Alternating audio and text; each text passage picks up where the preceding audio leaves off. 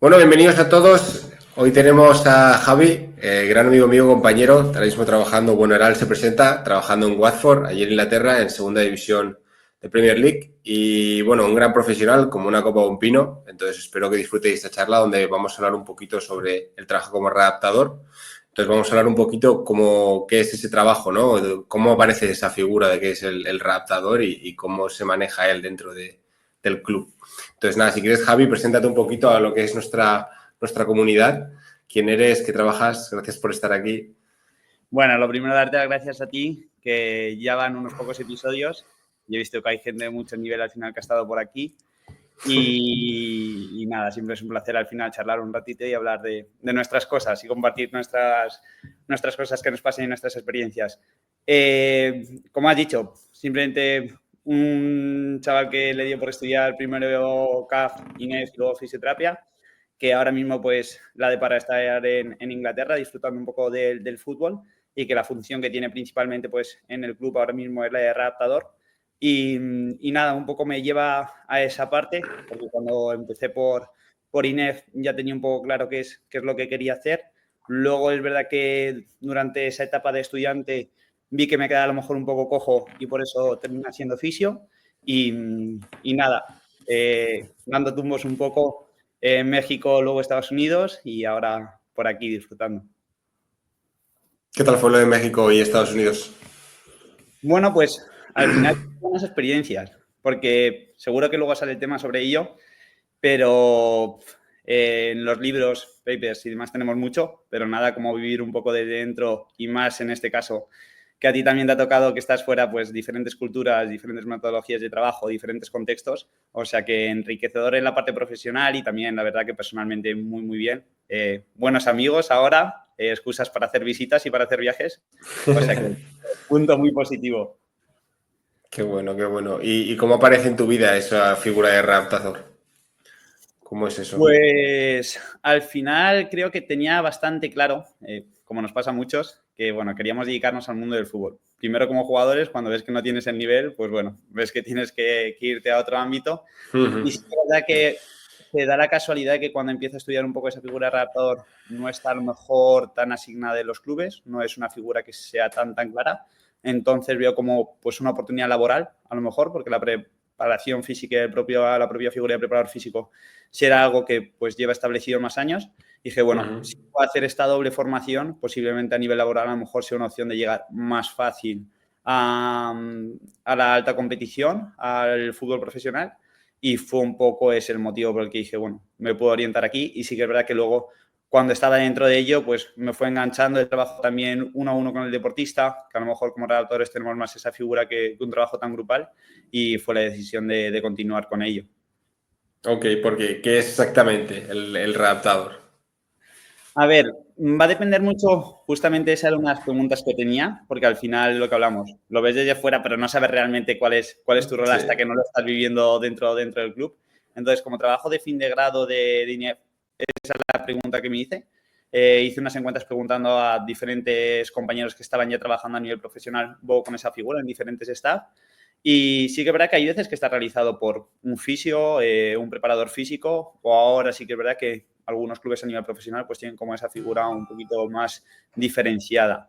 En este caso nos dedicamos un poco, en mi caso en concreto y las experiencias que tenía en México y Estados Unidos también han sido un poco diferentes. Actualmente no trabajo nada en camilla, tengo compañeros al final que lo realizan mejor que yo y muy bien, entonces se encargan ellos y yo me encargo un poco más del trabajo con el deportista, en este caso lesionado, o la parte de prevención, que al final es esa parte de trabajo de fuerza o trabajo a lo mejor de eslabones débiles con el deportista, tanto en gimnasio como en campo. Le cojo desde fases muy tempranas de la lesión hasta la fase final, donde el jugador se integra a la vuelta a la competición con el grupo y la vuelta al entrenamiento. Sí, son esas fases intermedias, ¿no? Entre camilla y lo que es terreno de juego ya o inclusión del jugador, del atleta con el equipo. Y luego hablaremos del tema de la prevención, ¿vale? Porque sí que me apetece un poquito entrar, porque justo antes hemos estado hablando fuera de cámaras de cómo estabais ahí trabajando con eso, con los grupos y demás. Entonces, ¿cómo organizas tú un poquito esas sesiones, digamos, de prevención? ¿Las llevas bien trabajadas desde antes? ¿Habláis dentro del equipo un poquito para dónde tenéis que ir tirando o vas un poco de forma más libre tú dentro de tu club? No, o sea, al final la verdad es que por la metodología que trabajamos en el club, si queremos llamarlo holístico, es muy holístico. O sea, el planteamiento de prevención lo llevamos desde todas las áreas. Contamos, la verdad, con un staff muy, muy amplio a nivel de número y recursos humanos. Entonces, ámbito de fisioterapia con algunos tipos de controles como puede ser tensimografía, termografía, que tuvimos, por ejemplo, el año pasado también. Todo lo que puede ser al final valoraciones manuales osteopáticas de rango de movimiento lo realizan ellos. Con esta información luego preparamos un plan de actuación divididos entre todos, de nuevo. O sea, yo entro en juego, pero no soy el único al final que tiene responsabilidad, en este caso, de esa parte de prevención. Y también que al final sabemos que es importante y no tenemos que olvidarnos pues, de la parte de nutrición, en este caso, que también pues, hacen un approach para acompañarnos en lo que es esta parte de prevención del jugador con pues, diferente suplementación o selección de alimentos al final en el deportista, en el caso pues, de historial clínico previo de lesiones o necesidades que tengan. En cuanto a los trabajos, hacemos pues, unas activaciones previas a lo que es el entrenamiento, donde buscamos a lo mejor individualizar un poco más.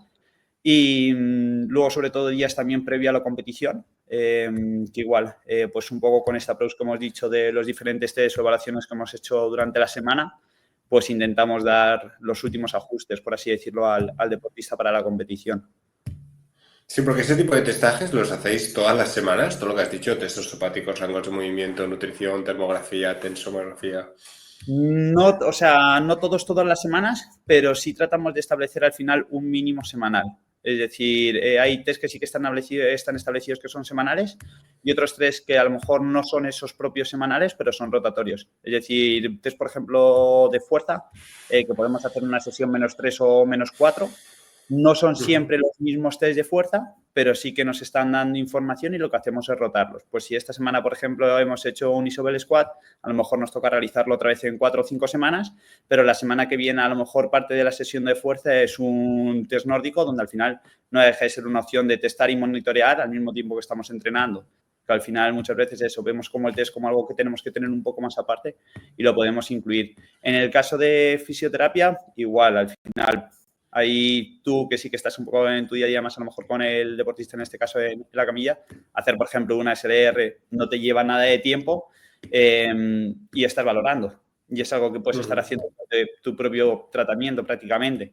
Entonces, esa forma a lo mejor de no pensar que el test es algo tan aislado, sino que puede ser parte de tu sesión de tratamiento o de tu sesión de entrenamiento. Sí, obviamente dentro del gimnasio se puede meter al final cada ejercicio es un testaje y cada testaje es un ejercicio. No hay, digamos, al final dónde está el ejercicio, dónde empieza la valoración. Sí que es verdad que dentro del gimnasio es mucho más fácil encontrar ahí, como has dicho, un test nórdico o incluso una aducción de los aductores por todas las maquinarias que supongo que tendréis. Nosotros aquí en Camilla sí que al final hacemos sobre todo rangos de movilidad. Intentamos plantear el tema del CMJ. Lo que pasa es que ya nos lleva mucho tiempo. Pero siempre después de partido tenemos, conmigo al menos, tenemos una serie de pruebas que al final son 5 minutos, porque al final estoy yo solo aquí. No es como en el club que estás tú, que tienes 28 fisios, 45 nutricionistas y tal.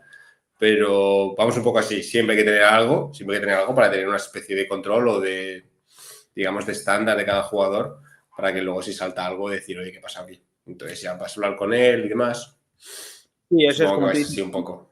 Eso es, y también la parte, como dices tú, de hablar con el deportista. Al final es verdad que luego tenemos también monitoreo a través del Witness RPI, por ejemplo, al final que son test muy, muy estandarizados, es decir, esa parte más subjetiva del propio jugador, pero bueno, normalmente también nos gusta tener algo objetivo que más allá, sabemos cómo es el alto rendimiento de los resultados, que nos pueden variar los estados de ánimo y pueden al final también variarnos esta información, pues tener algo que poder también hacer un approach con ello a la hora de luego a nivel longitudinal, a largo plazo, poder mirar un poco cómo nos está evolucionando el deportista o las consecuencias que puede tener a lo mejor pues un monitoreo donde hemos visto que está por debajo de su perfil y tenemos que al final tenerlo en cuenta.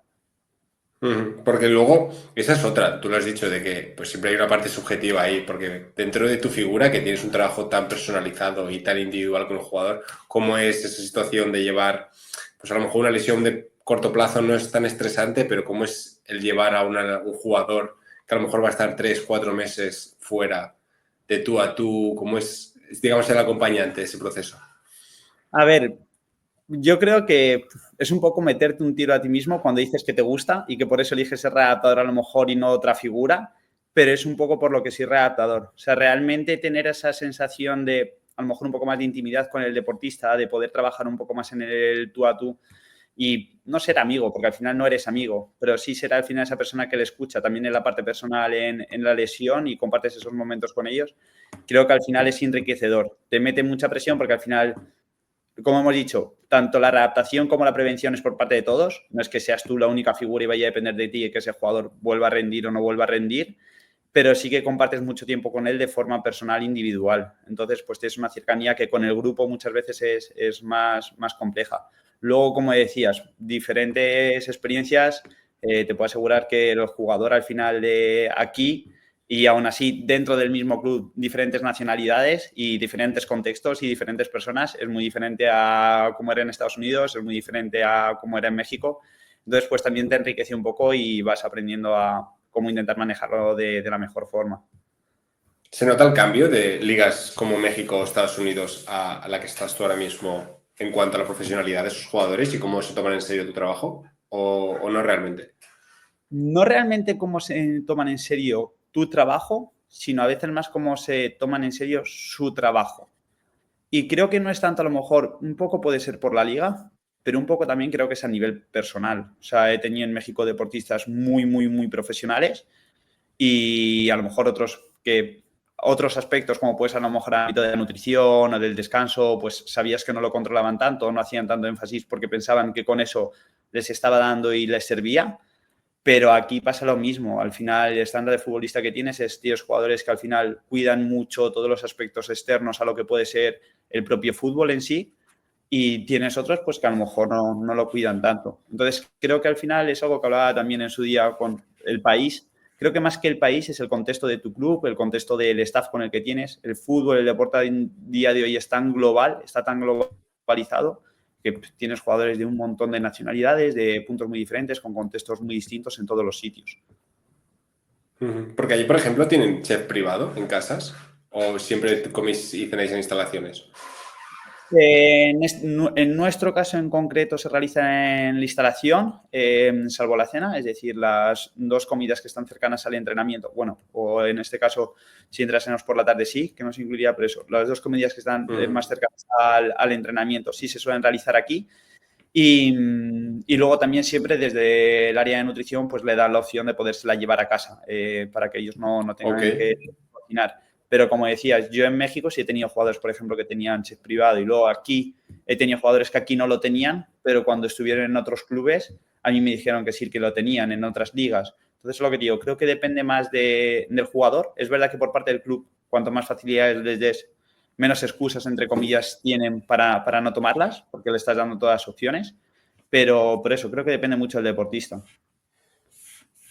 Me lo imagino, sí, porque yo sé de algunos casos que sí que enseguida que llegan a una ciudad intentan buscarlo todo lo más fácil posible y te encuentras, pues eso, ya te comes en el armario, te encuentras snacks y que vamos. Pero luego hay otros que realmente son máquinas de trabajo y que, o si no están digamos, la presoterapia en casa mientras el chef le hace la cena y a lo mejor se está con luces rojas para facilitar el descanso.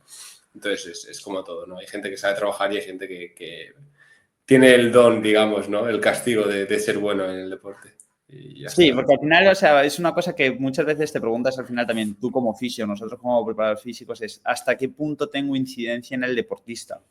Que al final es eso, 4 horas, cada 3 vez horas. creo que el deporte está, eso es, cada vez creo que el deporte está teniendo más a que eso, todos los, en este caso futbolistas, jugadores de baloncesto, tienen que ser atletas y estamos subiendo al final esos estándares también por lo que hablamos, calendario y tienes que tener al final ciertos niveles también de mejora de recuperación a través de la fuerza, etcétera.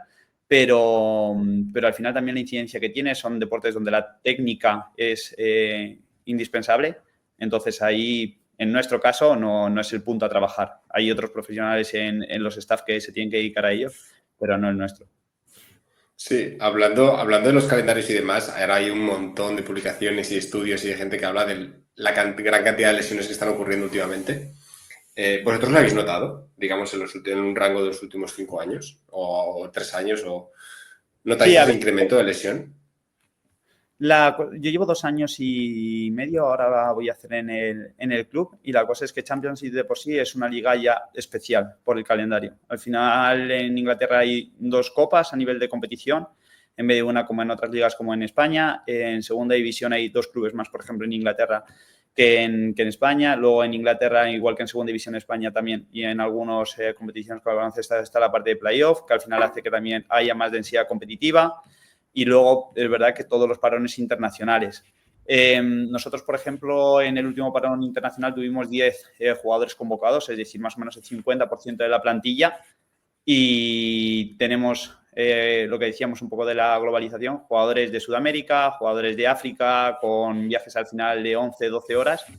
Que es verdad que al final, queramos o no queramos, condiciona la recuperación del deportista y condiciona el descanso. De ahí a que hayamos tenido más lesiones actualmente, gracias a Dios, no. Estamos teniendo... Ahora que estamos hablando, ojalá que no. Estamos teniendo un buen año. Lo que estamos hablando de calendario depende mucho creo que de manejo de estas situaciones. Es verdad que es complejo, porque también siendo el entrenador, en este caso, pues siempre quieres poner a los mejores y siempre quieres que al final pues esas personas estén para competir, pero creo que es ese approach un poco el que hay que hacer, de decir, bueno, es poner un poco en balanza todo lo que está pasando y decir si te compensa o no te compensa asumir esos riesgos a veces. ¿Porque cuánto tiempo habéis tenido de parón? Normalmente es como tenemos una semana donde no hay competición, por así decirlo, una semana donde no se compite, y los jugadores que están yendo con selección normalmente durante ese periodo hasta ahora han tenido como 2 partidos. Entonces, ellos realmente cuando llegan a competir, tenemos un caso en concreto, por ejemplo, un deportista, para poner un poco en contexto, jugamos aquí, se marchó al día siguiente, hizo un entrenamiento allí, tenía competición al día siguiente, 3 días de recuperación, vuelta a la competición con selección, al día siguiente volvió a viajar aquí, un día de entrenamiento solo y al día siguiente teníamos competición nosotros. Es decir, en 2 semanas prácticamente estás acumulando cerca de 4 partidos. Es decir, está compitiendo cada 48, 72 horas sobre 2 semanas consecutivas. Es algo que nos pasa también en competición aquí por el contexto que hay. Por ejemplo, ahora ya en diciembre con el Boxing Day, compites prácticamente 2 semanas cada 72 horas, 48 horas. La forma de un poco buscar dejar de asumir riesgo, manejo de minutos, gestionar la intensidad y el volumen de entrenamiento y prácticamente dedicarte a competir y a recuperar. O sea, hay poco margen para poder entrenar. Porque ¿cómo trabajáis las recuperaciones? Por ejemplo, fechas como el Boxing Day allí. Depende un poco del contexto. O sea, nosotros lo que estamos haciendo depende de cómo estructura al final el microciclo un poco el entrenador con el preparador físico.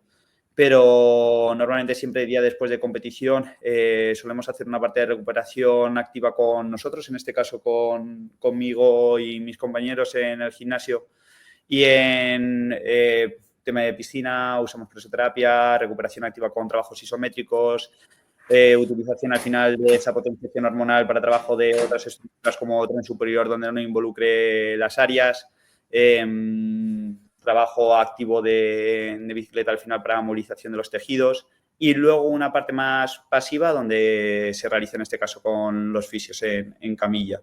Trabajo también complementario, como hemos dicho, con nutrición, etcétera.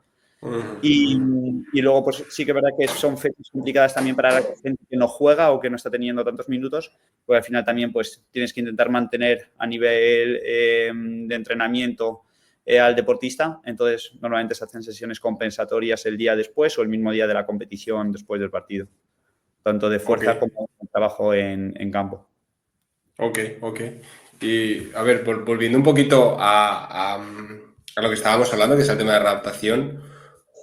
Vosotros, o sea, para ti, en este caso específico, porque estamos hablando tú y yo, es muy importante la tecnología, porque no paras de nombrar, pues eso, cosas que usáis en algunos momentos, pero ¿es importante para ti la tecnología? ¿La usas a diario? Supongo que sí, pero bueno. Sí, la usamos a diario porque al final yo creo que todos, a nivel, ya no solo en el deporte, creo que a nivel social pues la tenemos como establecida. Nosotros, por ejemplo, eso, Wellness API lo completan los jugadores desde su propio dispositivo móvil, desde el teléfono móvil. Lo que hablamos de estrategias de recuperación muchas veces es a través de dispositivos instrumentales o tecnológicos, como es presoterapia, como es blood flow restriction, como puede ser al final otras técnicas como Indiva, en este caso, que podemos utilizar, o radiofrecuencia. Y luego a nivel de dispositivos GPS sabemos que es algo que está súper establecido en el fútbol y que sí que utilizamos a diario. Entonces es algo que no podemos decir ahora mismo que si no tuviésemos la tecnología podríamos hacer las mismas cosas, porque creo que ya está dentro del fútbol y pues está para quedarse. Hay que intentar utilizar la mejor forma y es verdad que cuanto más tienes, más usas. A lo mejor no siempre es lo ideal porque luego tenemos también mucha sobreinformación al final que tienes que procesar y utilizar, pero al final si lo tienes lo terminas utilizando en este caso. Sí, esto lo hablaba con Asen y con Nacho en el episodio 3. Hablábamos de que hay veces que, por ejemplo, Asen cuando va a hacer un testaje, sea el que sea, ya sabe lo que va a ocurrir. ¿Sabes? ¿Esto a ti te pasa? Es decir, mira, voy a hacer ahora la dinamometría y me va a salir esto que no tenía, que vamos, que está débil. Entonces, ¿eso a ti te pasa? Me pasa y creo que también es algo positivo muchas veces para a lo mejor para el deportista. Es decir, para tener también esa parte de irte ganando la confianza del jugador y él la confianza en sí mismo, de ver lo que está sucediendo al final y cómo se está produciendo la progresión para el aspecto positivo o si hay algo al final negativo, pues también poder resaltarlo en este caso. Porque es verdad que hay muchas veces que, bueno, lo que estamos diciendo, pues la palabra es la palabra y si depende del estado de ánimo del jugador, pues lo puede tomar de una forma u de otra, pero el número es el número y al final sabemos que es algo que rara vez suele mentir. Entonces es una forma al final de tener esa parte también más visual para que él comprenda lo que está sucediendo y luego muchas veces lo que hemos hablado justamente antes fuera de cámara, si lo consigues pintar bonito, al final en una presentación a nivel de Power BI o cualquier cosa así que sea intuitivo para él, pues que tenga esa referencia fácil a nivel de verlo y visualizarlo. ¿Eso es porque tú los resultados te los pasas a ellos también, a los jugadores? ¿O únicamente se quedan dentro del círculo interno del staff?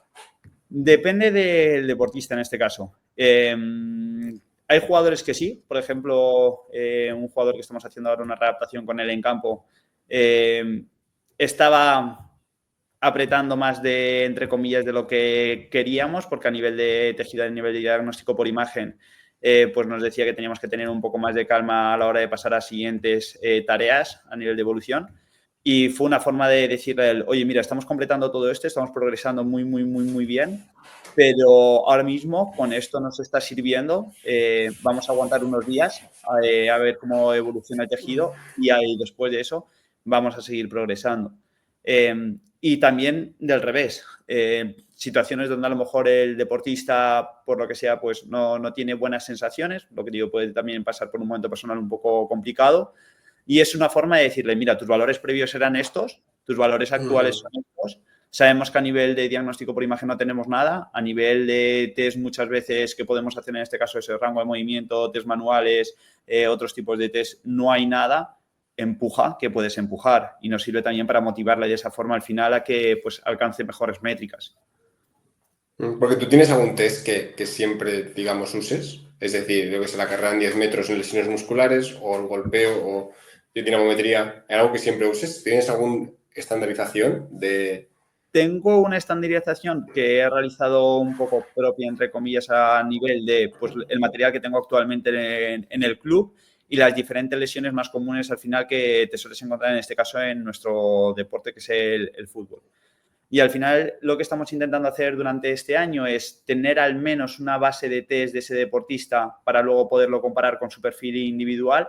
Sí que es verdad que hay algunos test, como por ejemplo test de flexor de cadera en una posición isométrica, que a lo mejor no es tan común que se produzca una lesión en los flexores por el tipo de musculatura que es, pero el año pasado, por ejemplo, tuvimos una lesión de psoas. Entonces, si al menos tienes un test referencia previo del propio deportista, pues sí que es verdad que luego durante el proceso de readaptación, tener esos valores de referencia previos, para mí, desde mi punto de vista, son bastante útiles. Sí, y eso, por ejemplo, imagínate, pues es el caso del SOAS. A partir de ese caso, ¿incluís el testaje a principio de temporada en todos los jugadores? Sí, pero es lo que te digo, a lo mejor ese tipo de test que sabemos que es una lesión menos común y que a lo mejor es algo que no tenemos como esa predisposición a tener que monitorear o realizar sí o sí de forma continua. Lo hacemos 1 o 2 veces solo durante la temporada y, sin embargo, test como el CMJ al final, que puedo coger mucha más información sobre ese test que algo tan aislado, o test como un Bell Squat o a lo mejor un trabajo de nórdico sobre la cadena posterior que nos sirve también para esa parte de trabajo, pues sí que lo hacemos más rutinario, cada 3 semanas, cada 4 semanas, intentamos al final incluirlo de alguna forma durante el microciclo para poder seguir generando esa base de datos del deportista.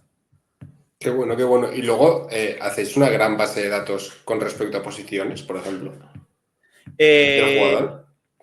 En este caso no, porque al final mi opinión personal es que dentro de que es verdad que por el modelo de juego que puede tener tu equipo, pues vas a necesitar jugadores con ciertas cualidades en las diferentes posiciones.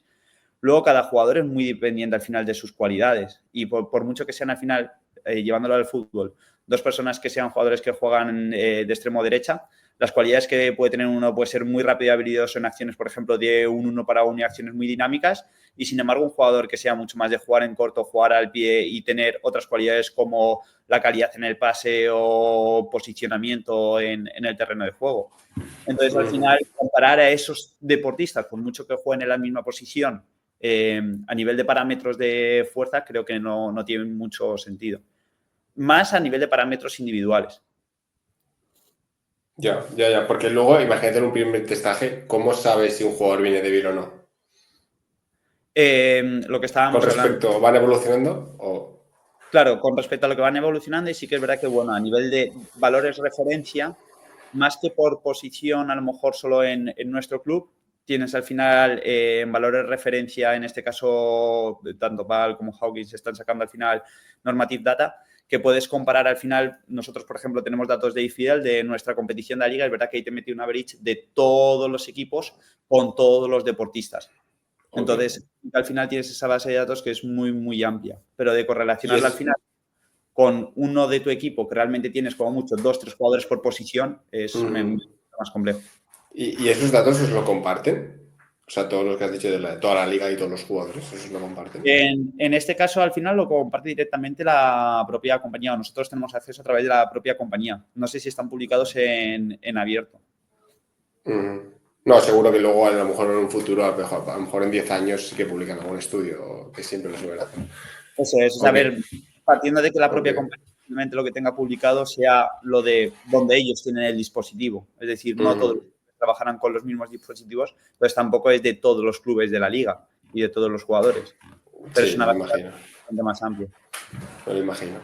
Y bueno, Javi, yo supongo que habrás tenido situaciones buenas, situaciones malas en todos los países, con todos los jugadores y demás. ¿Tienes alguna que te haya marcado un antes y un después? Sí. Sea buenas o malas, o sea, o las dos. A ver, eso, yo creo que tienes experiencias al final que vives por todas las partes. Creo que al principio, cuando empecé justamente en México, yo salgo de aquí de España de categoría preferente de Arganda del Rey.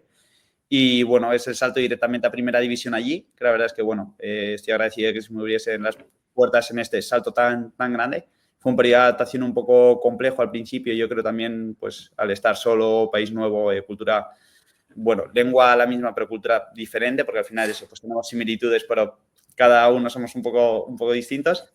Y cuando llegué allí tuve una experiencia bastante positiva, por ejemplo, que fue con el primer cruzado realmente que me tocó realizar una readaptación, que era un chico que estaba allí porque yo estaba en primer equipo, pero también colaboraba con la academia en algunas lesiones en concreto.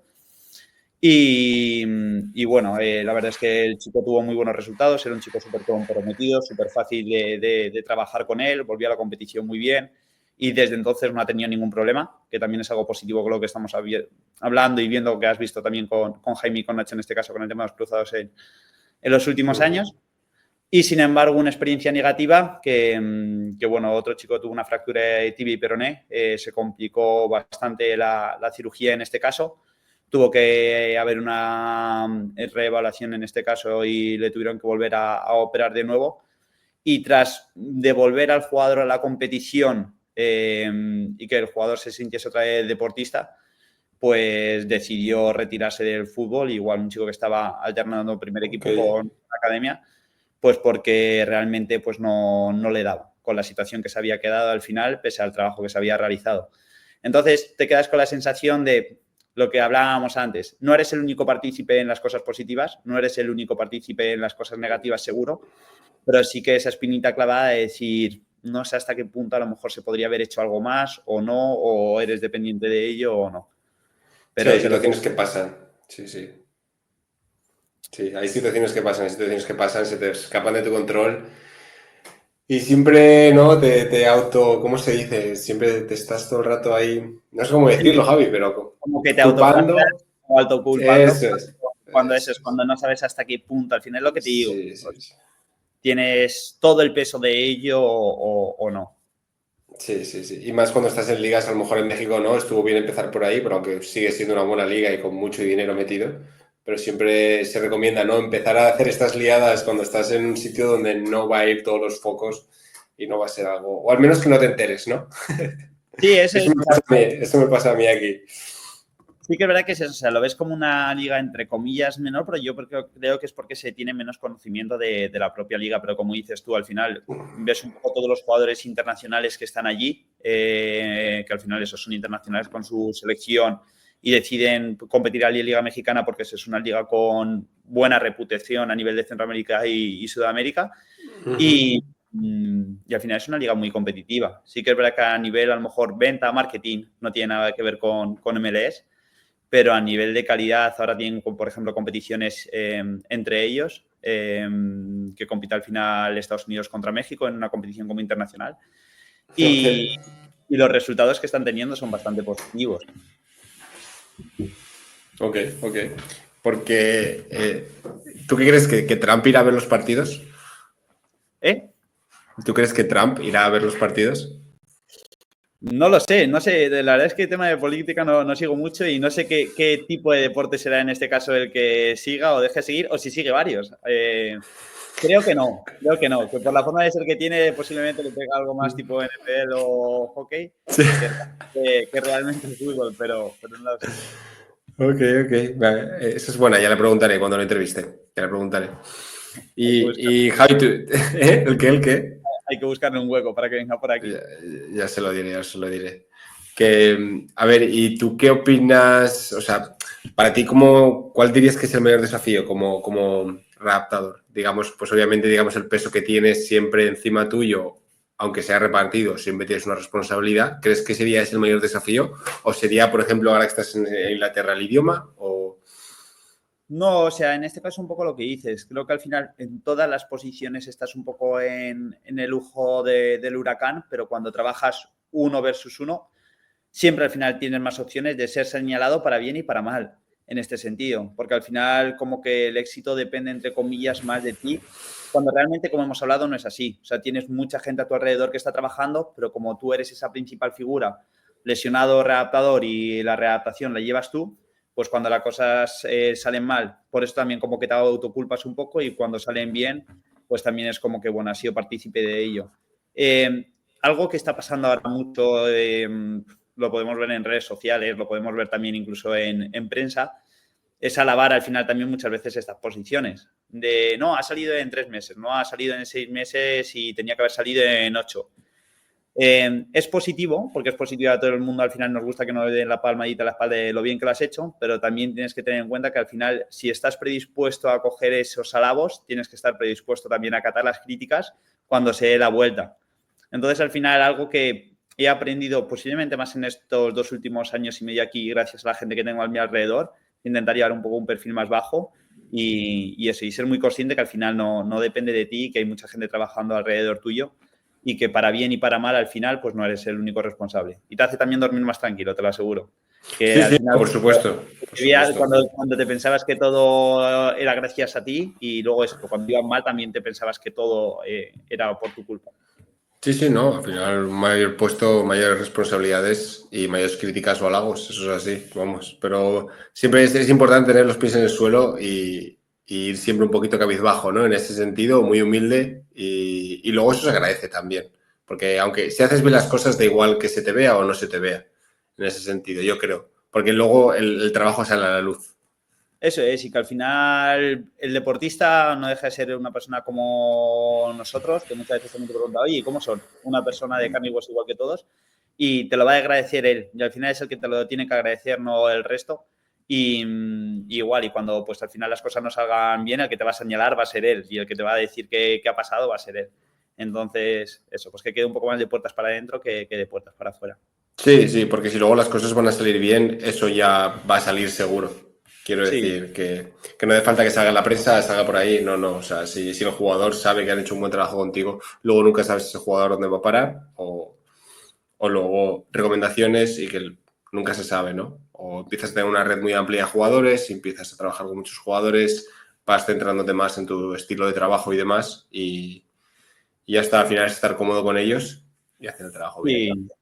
Y es eso, yo creo que al final también te crea un poco esa sensación de buen ambiente, buen rollo, que vean al final que no eres alguien que busca al final es por encima de nadie. O al final es lo que hemos hablado también de qué importancia tenemos. Lo que hay que tener claro en que todo nuestro deporte es, el actor principal es el deportista y tú eres un actor secundario muy, muy claro. Entonces, Sí. quien intente ser al final es el protagonista por encima del deportista, pues está un poco equivocado en ese sentido. Sí, hay mucha figura ahora en redes sociales que incluso se hacen famosetes, ¿no? Pero está Por... bien, Jordi, en el sentido de, yo pienso que hay mercado para todo el mundo y es una parte también del mercado pues que tenemos que entender que hay gente que al final pues es su negocio y es su forma al final de comer cada día, por así decirlo. Al final cada uno tiene que saber un poco el rol que tiene en su ámbito y pues ya está, tampoco criticar a los demás, si quieren hacerlo, adelante. No, para nada, No, para nada. Yo lo admiro mucho. Yo lo admiro mucho. Hay mucho trabajo detrás, para darse a eso conocer digo, también. para hacer vídeos, al final hacer todo el montaje de ellos, buscar ideas cada día de plantear algo nuevo en redes sociales, tener que estar todo el rato publicando, son diferentes trabajos, por así decirlo un poco. Sí, sí. A veces te quita más que el trabajo que te da de comer. Eso es. Sin duda, sin duda. Bueno, se nos está acabando un poco el tiempo, Javi, pero bueno, para acabar, yo siempre hago una pregunta en este podcast, que es que si tuvieras tú que elegir a un personaje animado o vivo, muerto o no animado, que sea real, o sea, todo lo que tú quieras imaginarte, para ayudarte en tu día a día allí dentro del club, ¿a quién elegirías? ¿Y por qué? Obviamente. A ver, hemos hablado un poco hoy que tú has dicho que creo que es el tema principal que tenemos en todos los sitios, que es el calendario y el tiempo. Entonces, hemos estado hablando también un poco antes. Puedo decir que soy un poco mal en todo lo que es cine, cómics, dibujos, personajes y demás, porque no veo nada de nada. Pero bueno, me has dado la idea te dije, alguien que pueda manejarme el tiempo, me dijiste Cronos. O sea que yo creo que va a ser la elección, porque al final es eso, en nuestro día a día siempre vamos justos de tiempo, también una readaptación de lesiones muchas veces a nivel de alto rendimiento, pues tenemos un poco esa presión de que el deportista vuelva en la mejor condición, pero siempre lo antes posible. Entonces, al final, pues si pudiésemos tener ese manejo, primero para intentar la prevención, de saber que se va a lesionar, entonces pararlo, volver, cambiarle el patrón mecánica de movimiento que pudiésemos y al final hacer que no suceda. Y si no, una vez que sucede, pues para tener un poco más de tiempo.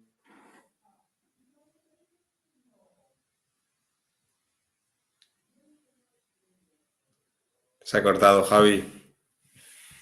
Se te fue el wifi, güey. Se te fue el wifi. Se te da el wifi, Javi, tío. Sí, ahora. Dile, espera, voy a hablar con Cronos para volver marcha atrás, tío, porque si no, esto no puede ser, hombre, todo bien y ahora... Yo creo que lo hemos hecho a posta, justo. Sí, sí. No, pero lo que decías, y si se lesiona a alguien, oye, Cronos, oye, te puedes volver 5 horitas más para atrás y no lo ponemos en campo este día. Eso Estaría muy bien, la verdad que sí. La verdad que sí. Oye, pues Javi, la verdad que yo creo que ha sido una charla muy entretenida. Yo creo que va a dar mucho a conocer lo que es la figura del raptador. Obviamente no se puede indagar en el caso porque tu figura varía muchísimo de qué jugador, de qué lesión te toca enfrente y demás, pero yo creo que es una visión global que la gente va a entender bastante bien, ¿no? ¿Tú qué opinas? Sí, es lo que hemos dicho. Al final, bueno, espero que eso. Es una figura que a lo mejor no todo el mundo conoce. Nosotros que estamos un poco más dentro del ámbito sí, pero a lo mejor gente que no está tan dentro del ámbito pues no la conoce tanto. Y que eso, depende mucho del club donde estés, los roles que tienes, como creo que en cualquier posición, al final a ti también te pasará. Entonces, bueno, para que la gente cotille un poco, indague, vea adaptadores que hay ahora actualmente trabajando y su trabajo al final y lo que realizan. ¿Y algún consejito que puedas dar a todo el mundo? ¿Algún consejito No, personal o profesional? Bueno, a nivel personal profesional, empecé estudiando marketing, luego hice INEF, luego fisio, luego nutrición, ahora estoy con el doctorado, sabes que también, bueno, realicé algunos máster. Entonces, al final, que no se centren tanto, sobre todo la gente a lo mejor que nos escucha un poco más, que está estudiando en, no, es que no sé lo que quiero hacer o tengo muy claro que quiero ser esto, pero por lo que sea no se me está dando, entonces ya no valgo para ello, sino que creo que luego, bueno, vas teniendo diferentes experiencias, te van colocando en lugares diferentes y es lo que te van formando como profesional más que solo la propia formación. Yo siempre digo una frase que es: sé paciente, sé constante, corriendo no llegas antes. Entonces nos quedamos con eso. Amén, Javi. Muchas gracias por venir y espero que vaya todo muy bien por allí. Nada, un placer y seguiremos escuchándonos, siguiéndonos. Abrazo. Chao, Javi, chao. Chao. Finalizar.